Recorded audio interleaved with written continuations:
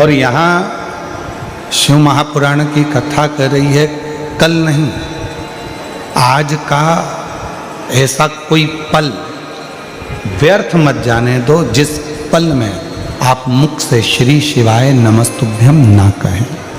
हर पल में भगवान की अविरल भक्ति को ढूंढने का प्रयास करें।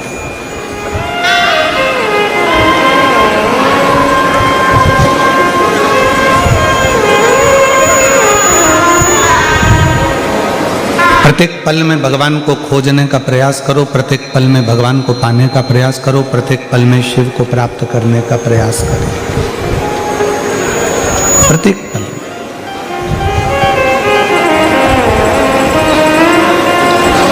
21,600 श्वास मानव के शरीर में से रोज निकलती है प्रतिदिन,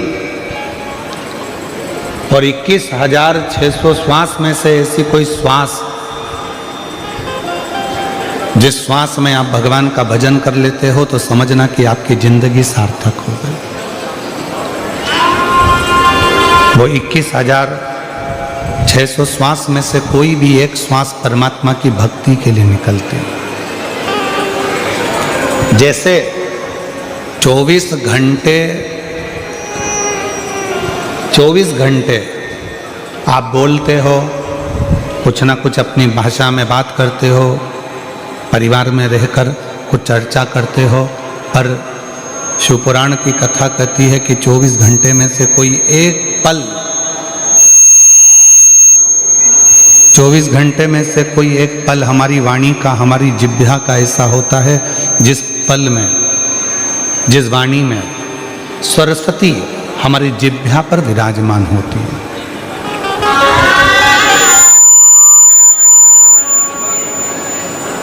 अब वो पल ना तो आपको मालूम है ना हमको मालूम है।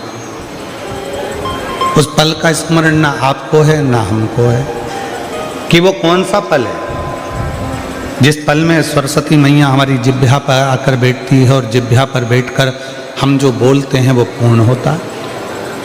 ना हमको मालूम ना आपको मालूम। तो फिर शिवपुराण कहती है कि जब आपको ये नहीं मालूम कि सरस्वती किस समय पर आपकी जिह्वा पर आकर बैठेगी, कब वो बोलेगी, आपकी जिह्वा पर कब सरस्वती माता आकर बैठ जाएगी और उसकी वाणी सिद्ध हो जाएगी, तो शिवपुराण की कथा कहती है कि दिन भर में परमात्मा का नाम तो लो मना नहीं है, पर सबके लिए अच्छा बोलने का प्रयास करो। हो सकता है आपके बोलने से किसी का घर अच्छा हो जाए, किसी का परिवार अच्छा हो।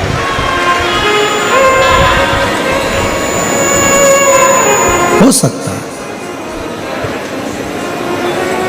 और मैंने तेरे ही भरोसे बाबा, तेरे ही भरोसे हवा बिछी उड़ती जावांगी बाबा, डोर तो छबीना में कटी जावांगी।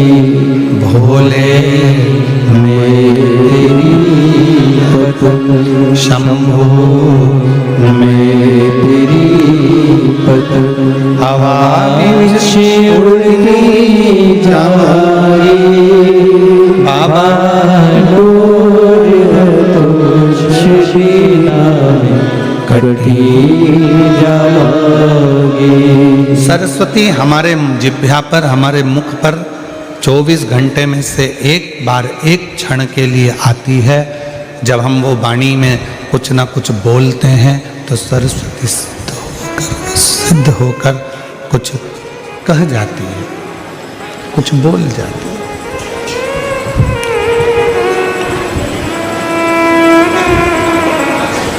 अब कब वो सरस्वती आएगी, कब वो वाणी निकलेगी, कब वो सरस्वती प्रकट होगी, कब वो वाणी निकलेगी, कब सिद्ध होगी।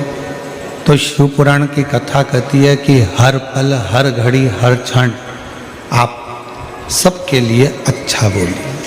सर्वे भवन्तु सुखी, सबके लिए।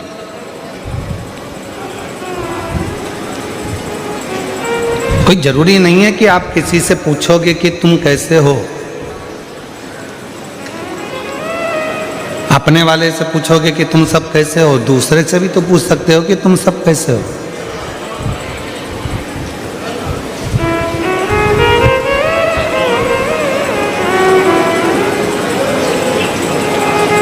किसी से भी आप अपनी भाषा में अपने मिलने वाले से, परिवार से, कुटुंब से, अपने अड़ोसी से, पड़ोसी से, रिश्तेदार नातेदार से भी तो पूछ सकते हो तो कि तुम कैसे हो।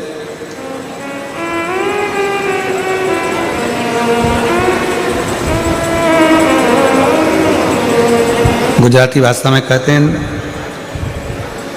तमे बद्धा केम छो।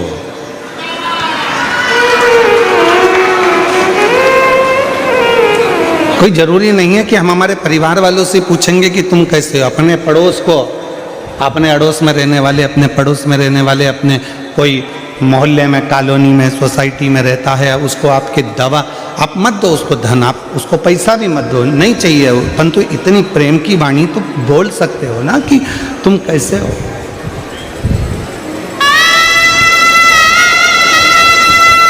कोई तकलीफ तो नहीं है। इतना तो कोई भी कह सकता है कि आप स्वस्थ रहें, खुश रहें, श्रेष्ठ रहें, आनंद में रहें। तुम्हें कोई तकलीफ तो नहीं, तुम्हें कोई कष्ट तो नहीं।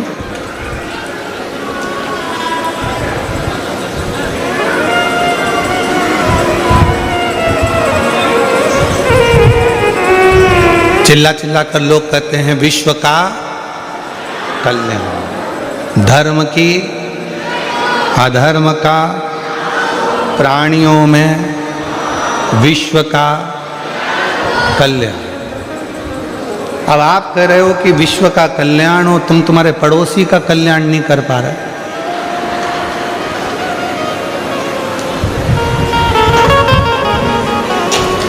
अपना कल्याण कर पा रहे हो,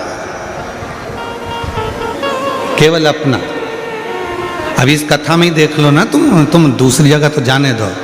खुद की पत्नी होगी, चल आगे बैठ, आगे बैठ, आगे बैठ, आगे बैठ, और पड़ोस वाली बेचारी बूढ़ी माँ हाथ जोड़ कर कह रही है छोरा मुझे आगे बिठा दे। कहाँ व्यवस्था करूं, कैसे व्यवस्था करूं, नहीं है व्यवस्था। जब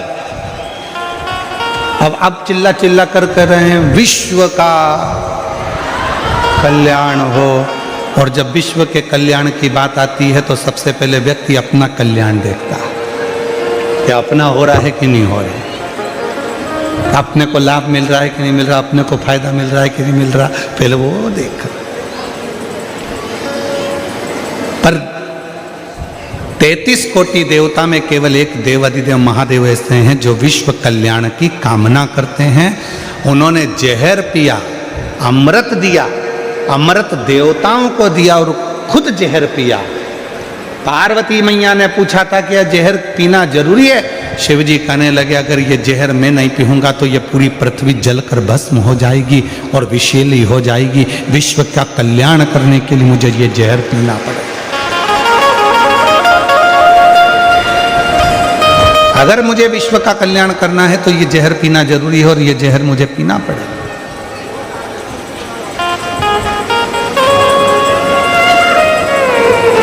और इसको मुझे पीना है।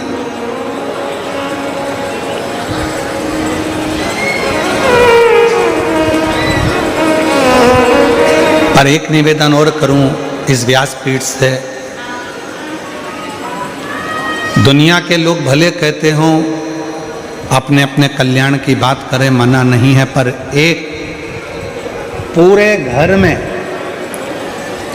पूरे परिवार में घर की जो स्त्री होती है, घर की जो नारी होती है, घर की जो माँ होती है, घर की जो बहू होती है, घर की जो बेटी होती है, घर में रहने वाली एक स्त्री केवल एक ऐसी होती है जो अपने पूरे परिवार के कल्याण की बात करती है और जो व्रत साधना उपास करती है वो पूरे परिवार के लिए करती है। एक स्त्री, एक नारी, एक महिला, वो विश्व कल्याण की ही बात करेगी, वो संपूर्ण परिवार के कल्याण की बात करेगी।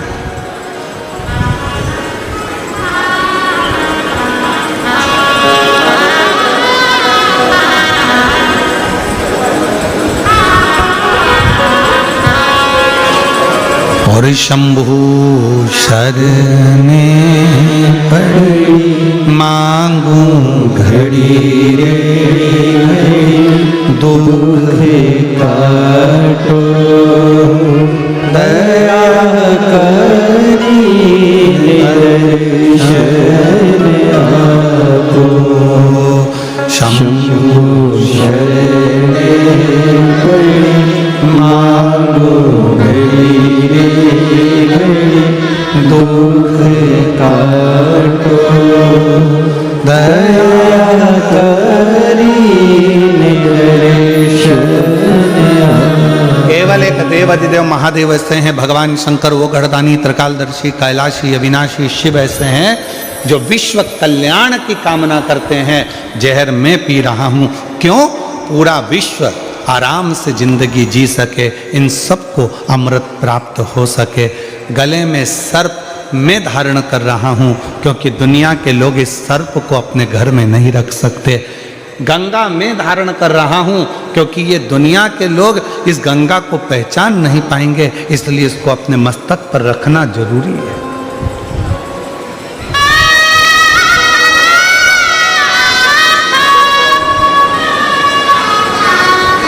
अपने शीश पर रखना बहुत जरूरी है।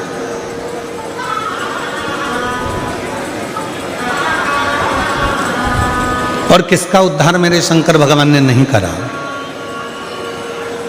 जरा विचार करिएगा। एक बड़ी सुंदर कथा शिव पुराण में आती है गजासुर की। गजासुर की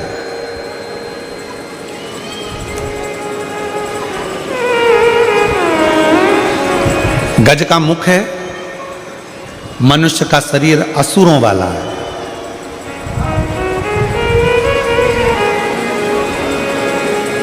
और एक बार उसके मन में आ गया था कि शिव की आराधना के सिवा कोई सार तत्व दुनिया का नहीं है, तो उसने असुर होने के बाद भी भगवान शंकर की आराधना करी, शिव की साधना करी। शिव साधना में डूबा वो, भगवान शंकर की आराधना में डूबा वो गजासुर।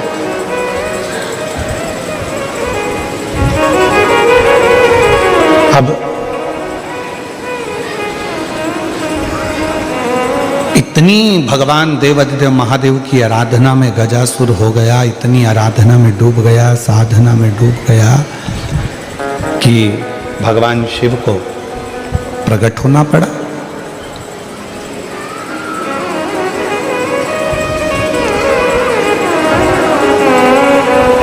कितना सुंदर कहा है किसी ने, स्कंद पुराण में वर्णन मिलता है कि किसी भी देवता को अगर प्रसन्न करना है, भगवान नारायण को प्रसन्न करना है, ब्रह्मा जी को प्रसन्न करना है, इंद्र को प्रसन्न करना है, तो बहुत तप साधना व्रत करना पड़ेगा। तब जाकर भगवान ब्रह्मा, विष्णु, इंद्र, गरुण, वरुण, अरुण ये सब बहुत तप साधना के बाद प्रकट होते हैं। पर शंकर भगवान को यदि प्रसन्न करना है और उनको प्रकट करना है तो बहुत व्रत तप साधना की जरूरत नहीं पड़ती। केवल एक लोटा जल शिव के मंदिर में लेकर जाना प्रारंभ कर दो, शिव प्रकट हो जाते हैं और प्रसन्न हो। शिव प्रकट भी होते हैं, प्रसन्न भी होते हैं। इसलिए सारी समस्या का हल एक लोटा जल। बोल बम का नारा है, श्री शिवाय नमः। शिव को पाना सब कुछ हो सकता है, बस तुम्हारा विश्वास, तुम्हारी श्रद्धा, तुम्हारी भक्ति और तो उस भक्ति का बल तुम्हारे भीतर बढ़ाना पड़ेगा।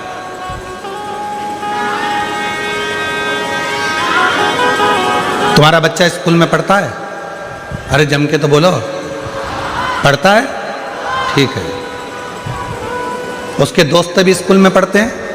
जो स्कूल में पढ़ने वाले बच्चे हैं वो उसके दोस्त होंगे, वो भी स्कूल में पढ़ते हैं। अब तुम्हारे बच्चे के नंबर मान लो कम आए और उसके दोस्त के नंबर ज़्यादा आ गए, तो इसमें गलती किसकी है? टीचर की, प्रिंसिपल की, स्कूल की कि तुम्हारे बच्चे की? अपने बच्चे की गलती है। क्यों? अच्छी पढ़ाई नहीं करी होगी, याद नहीं करा होगा, लिखा नहीं होगा, अध्ययन नहीं करा होगा, इसलिए उसका नंबर कम आया। टीचर की गलती नहीं है, टीचर ने तो एक जैसा पढ़ाया, स्कूल में सब बच्चों को बिठाया, सबको अध्ययन कराया, सबको लिखाया, सबको होमवर्क दिया, सबको घर से लिखने के लिए बुलाया। बस गलती इतनी है कि हमारा बच्चा अच्छे से लिख नहीं पाया, अच्छे से अध्ययन नहीं कर पाया, याद नहीं कर पाया, इसलिए उसका नंबर, उसका परसेंट कम आया। और बाकी का उसका जो दोस्त था उसका परसेंट भी अच्छा बना, उसके नंबर भी अच्छे आ गए।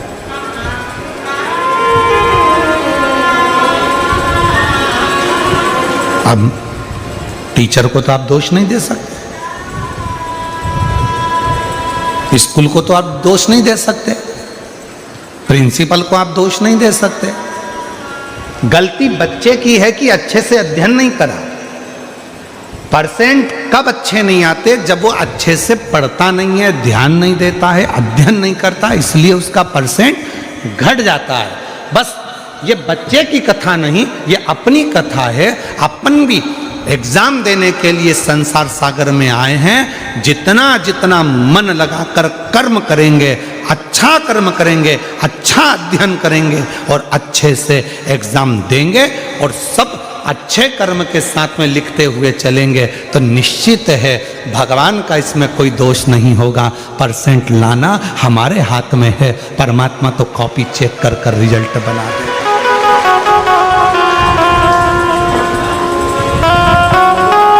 परमात्मा तो कॉपी चेक करेगा, रिजल्ट बना देगा,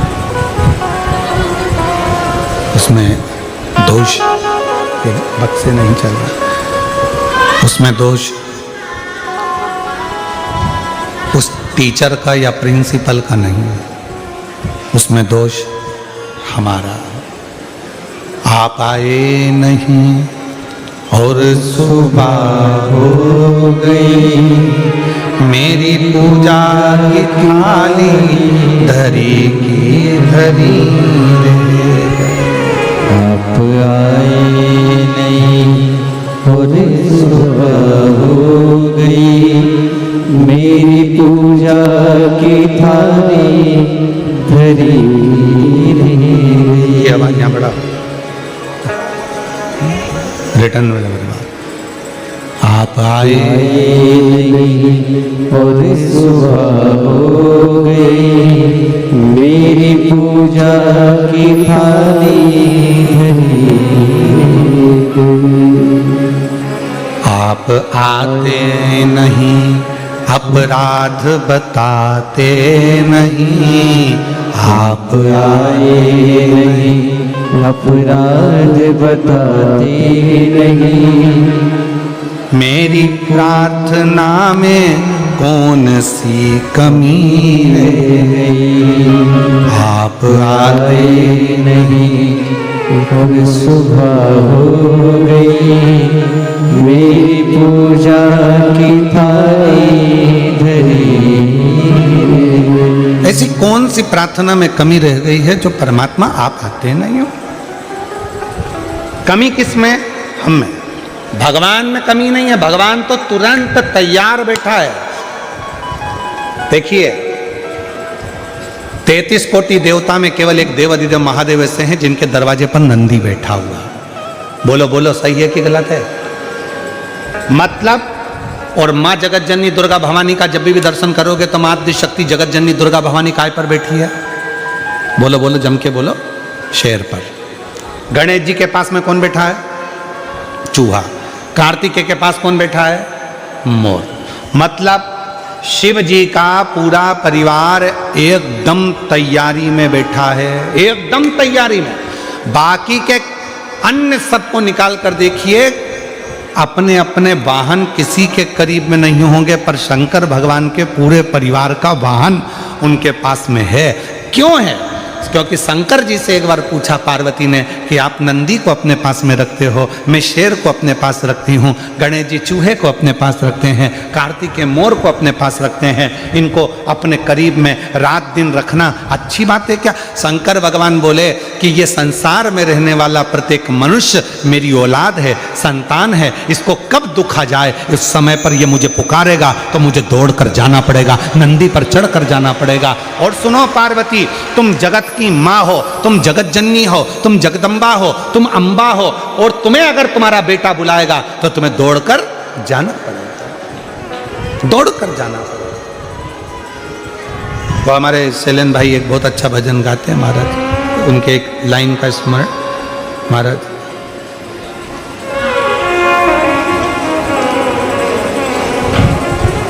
बेटा जो बुलाए माँ को,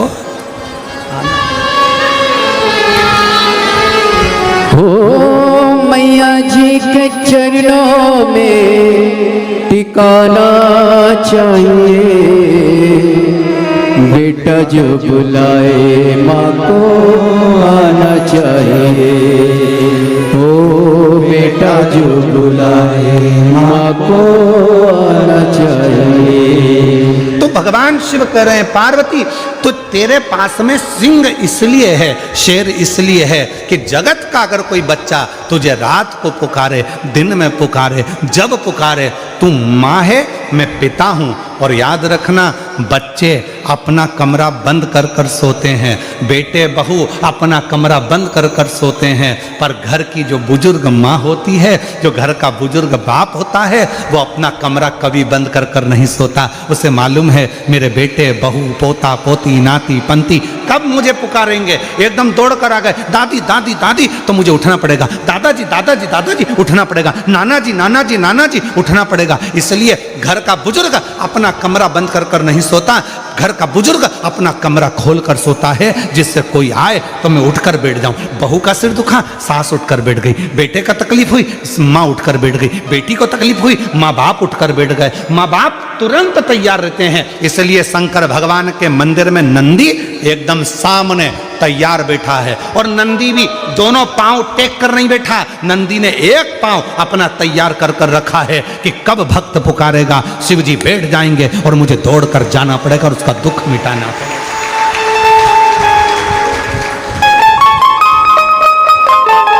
बेटा जो बुलाए माँ को आना चाहिए, हो बेटा जो बुलाए माँ को आना चाहिए, हो मैया जी के चरणों में ठिकाना चाहिए। इसमें एक लाइन शैलेंद्र जी और जोड़े, मेरे बाबा जी के चरणों में ठिकाना चाहिए, बबुआ जब बुलाए बाबा आना चाहिए, बबुआ जब बुलाए बाबा आना चाहिए।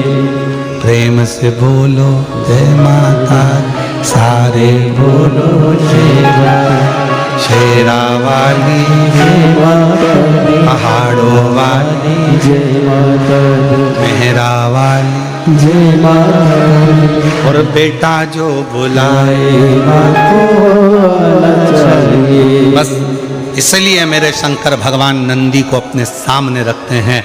माँ जगत जननी दुर्गा भवानी से, स्वयं माँ शेरा वाली माता से एक बार माता लक्ष्मी जी ने पूछा, क्यों जगत जननी हे दुर्गा भवानी आप दिन रात शेर पर बैठी रहती हो, क्यों? मेरा शेर इसलिए तैयार रखती हूँ कि मेरी बेटी को, मेरे बेटे को ना जाने कौन सा दुख पड़ जाए और मुझे दौड़कर उसका कष्ट मिटाने के लिए जाना पड़ जाए, दौड़कर।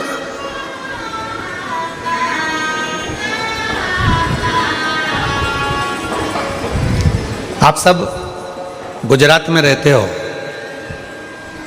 सूरत नगर में कथा चल रही है, आपसे एक प्रश्न करना था, अगर उत्तर देंगे आप तो स्वीकार करेंगे। गुजरात का सबसे प्रसिद्ध नृत्य है गरबा, बोलो सही है? दुनिया में प्रसिद्धि है इस नृत्य की, गरबे की।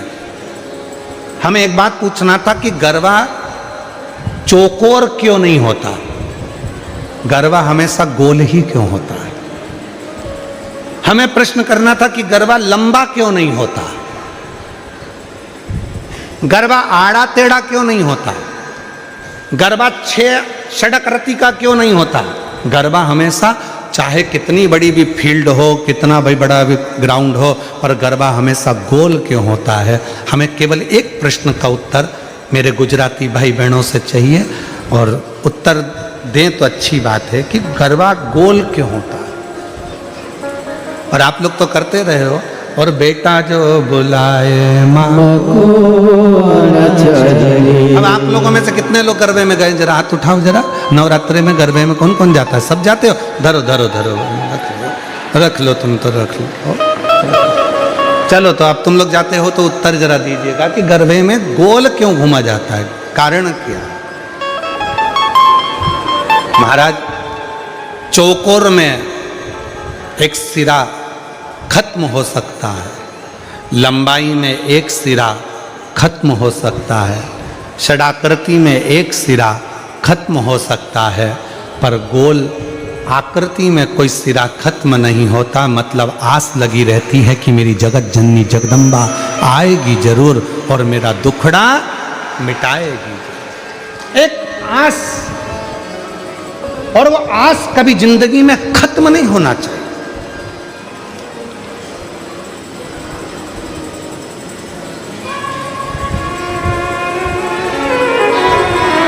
भीड़ में 2 चीजें मिलती है, वो आपको भी मालूम है। भीड़ में 2 चीजें मिलती है, भीड़ में 2 चीजें प्राप्त होती है। कौन कौन सी चीज मिलती है भीड़ में? एक मिलता है धक्का और दूसरा मिलता है धोखा। बोलो बोलो, सही है कि गलत है? भीड़ में, छोटू भाई, भीड़ में 2 चीजें मिलती है, एक मिलता है धक्का और दूसरा मिलता है धोखा। निगाह हटी और दुर्घटना घटी। अभी थोड़ी देर के लिए पल्लू नीचे आया था और भीड़ में धक्का लगा और धोखा। छोटू भाई, मिश्रा जी कहाँ बैठा? हाँ मिश्रा जी, ध्यान देना जरा, बहुत अच्छी बात है, कथा के तत्व पर ध्यान दीजिएगा। भीड़ में 2 चीजें मिलती है, एक मिलता है धक्का और दूसरा मिलता है धोखा। पर याद रखना,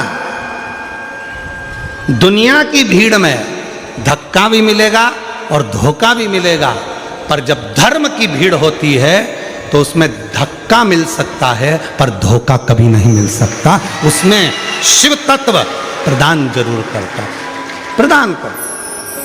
कई माताएं कहती है, गुरुजी हमारे देखो इतनी भीड़ थी, हमारी गले की चेन चली गई। अच्छा ईमानदारी से बोलो, जो नौकरी करने वाले हैं उनका प्रमोशन हो गया, तुम कथा सुनते सुनते पीछे से आगे आके बैठ गए, तुम्हारा प्रमोशन हो गया, पर चोट्टे का आज तक प्रमोशन नहीं हुआ। वो चोट्टा की चोट्टा ही रिया, उसका प्रमोशन नहीं हुआ। जिसकी चेन गई उसकी 2 तोले की ज्यादा बन गई, भगवान ने बनवा दी। मेहनत करी उसने कि अब गई, क्या करूं, रिपोर्ट भी करी मैंने, ये भी करा मैंने, वो भी करा, पर उसकी चेन भगवान ने कहीं ना कहीं मेहनत करके 2 तोले की ज्यादा बनवा दी, कृपा कर दी। पर जो चोट्टा था, चोट्टाई करते करते उसकी पूरी जिंदगी निकल गई, फिर भी वो चोट्टा की चोट्टा ही रिया, उसका प्रमोशन नहीं हो पाया, वो चोट्टा की चोट्टा ही।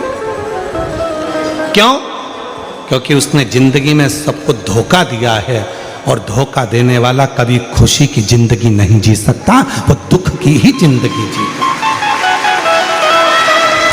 याद रखना, भीड़ में 2 चीजें ज्यादा मिलती हैं। पहले नंबर पर मिलता है धक्का और दूसरे नंबर पर मिलता है धोखा।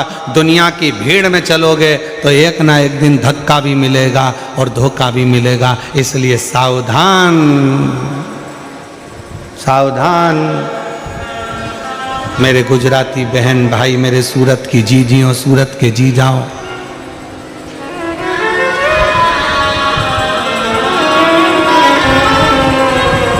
सावधान।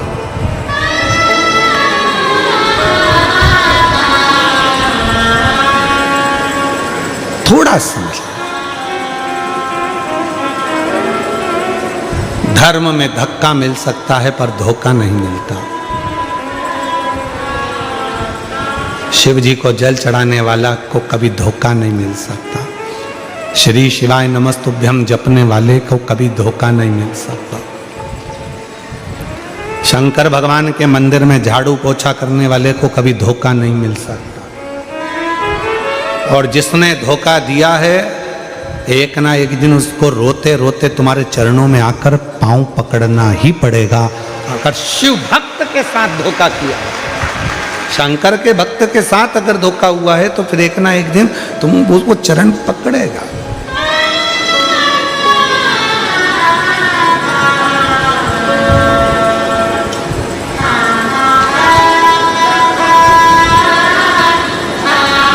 इसलिए जो सूरत के निवासी हैं, गुजरात के वासी हैं, वो अपनी मस्ती में जिंदगी जीते हैं। अब हमने देखा है यहाँ गरबा करने वाली मेरी बहनों को, मेरी बेटियों को, मेरे बेटाओं को, मेरी जीजियों को, मेरे जीजाओं को भी हमने देखा। वो गरबा पास वाला कैसा कर रहा है उनको मतलब नहीं, वो तो वो अपनी मस्ती में जीते हैं। और दुनिया में बहुत लोचे होते हैं और सूरत वाले तो लोचा ही खा जाते हैं। यहाँ एक खाने का आइटम भी है, क्या बोलते हैं, लोचा है। और दुनिया में लोचा शब्द दूसरा है, लड़ाई झगड़ा करना। अच्छे लोचे में फंसाया। अब तो सोचो जरा गुजरात वाले कितने भारी होंगे। यहाँ लोचे को निपटा जाते हैं। आजा यहाँ कोई लोचा वोचा यहाँ फालतू का चलता नहीं है, तो अपन निपटू के बैठा।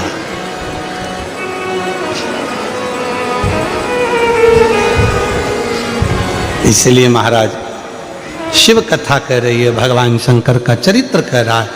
शिव की भक्ति, भजन, स्मरण आप जैसा करेंगे वैसा वैसा भगवान आपके पास दौड़कर आने के लिए तैयार बैठा है। भगवान देरी नहीं कर रहा है, हमारी देरी। एक पत्र है, अच्छा है, देखो। अब कुछ नहीं मिला तो बिंदी के पत्ते पे लिख दिया है, ठीक है। खिड़की भी है उसमें।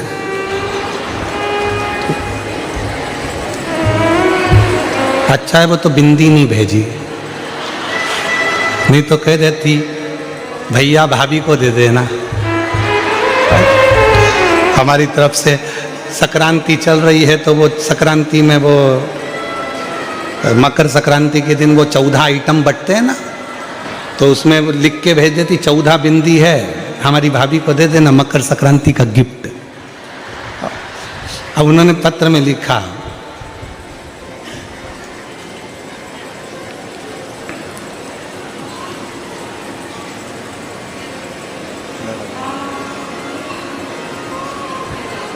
कजन क्या क्या, अब तुम जरा पढ़ो तो रे, सब पढ़ो, चलो